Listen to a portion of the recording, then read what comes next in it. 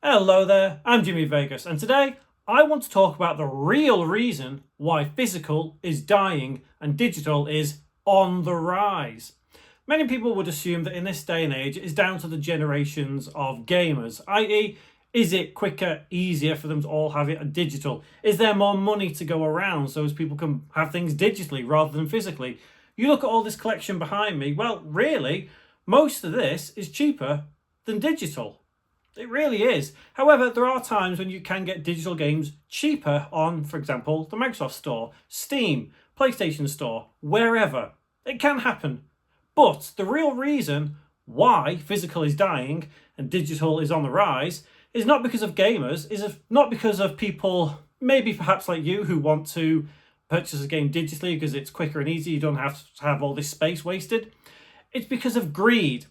It is sheer greed. That is the reason why physical is dying. And this is not any more apparent than what Sony is doing. The PS5 Pro come out without a disk drive. The disk drives themselves are in short supply. Go figure. But that's not greed, is it? No, it's not. You'll be saying, Jimmy, well, where's the greed in that? Well, I'll tell you, the greed is that 30% cut that they take on the store. Yes, Sony does it. Yes, Microsoft does it. Yes, Nintendo does it. Yes, Steam does it. Valve, I should say, not Steam. Steam's the store, Valve's the company. Anyway, I'm going on there. Look, the fact of the matter is that let's take Sony as the example here. If you buy a game, let's say Yakuza Like a Dragon 8 on the store, well, Sony gets 30% of that.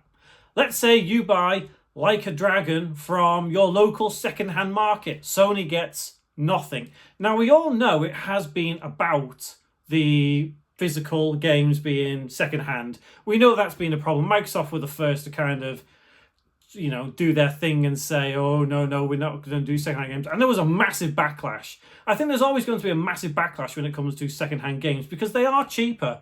There's no doubt about it. It's so much cheaper to go to a second-hand store and buy a game that has been used by somebody else but is in still immaculate condition.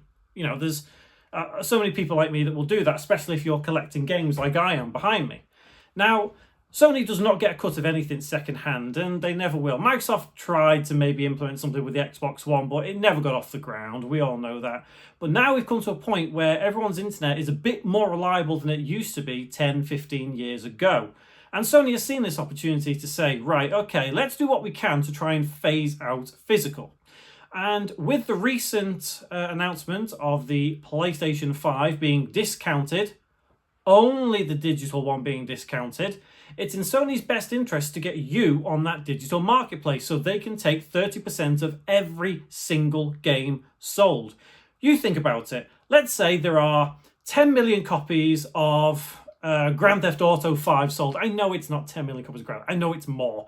I'm going to say Grand Theft Auto 5 because it triggers the algorithm if I say Grand Theft Auto 5, stuff like that. 10 million copies of Grand Theft Auto 5 sold. Sony gets 30% of that. However, in actual fact, maybe 15 million copies. So 10 million sold, Sony gets 30%. 15 million people have actually bought the game because 5 million people have bought it secondhand when 5 million people decide they don't want it anymore and they've sold it on. And then it gets sold on and on and on. So ultimately, over a lifetime, you could see 20 million games sold of Grand Theft Auto 5. But Sony have only got 30% of 10 million. That is where the greed happens. Sony wants your money. They're not happy with just taking 30% of the initial sales. They want more money. They want all the money. They want all the money that they can get. They want the 30% of the 20 million. So they're doing everything in their power to take you away from physical, to take me away from physical. They want everything to be digital because they want that 30%. And it's not just Sony. I've used Sony as the example here simply because they've decided to offer the PlayStation 5 Slim a discount up until Christmas Eve. And okay, yeah, fair enough. They haven't offered the actual disc drive though. Like, why Sony? It's so apparent now more than ever that Sony is in this for greed.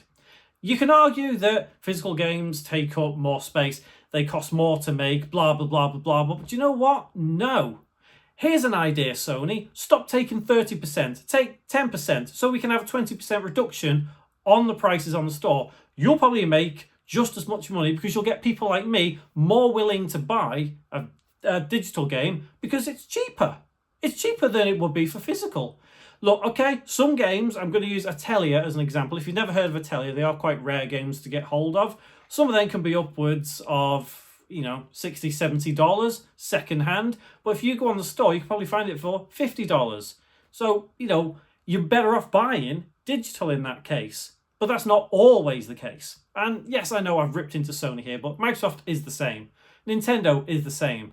I'm not exactly sure what percentages, these companies take of the sales on the digital storefronts. I can't say for sure, but I know for sure that Sony is 30, and that's quite a lot. But realistically, that's industry standard these days. You can't be talking about taking 5% and even 10%, let's be fair. Some of these platform holders need this money to actually run these servers that hold the game. So there is justification to taking a certain percentage, but Sony is not happy with that. They're not happy. So what Sony would like is to take every physical game away and no one has physical. It's all digital because in their eyes, they're making a lot more money. But what they don't realize is people like me who are, I'm almost 40, who will stop and say, okay, I don't need to buy these games anymore. There is plenty of games that have come out up until the year 2025, whatever, that I can play.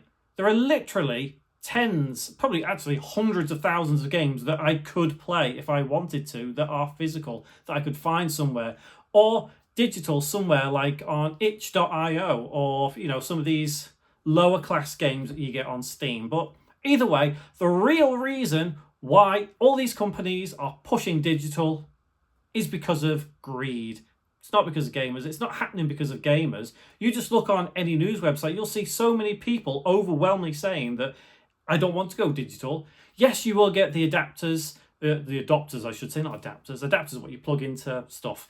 Adopters who will say, yeah, digital forever. I love digital. And that's no disrespect to them. Good for you.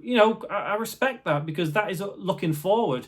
That's good. Stop saying in the past. You're moving forward. That's great. However, you are not the reason why digital is now prevailing. It is the companies and their greed.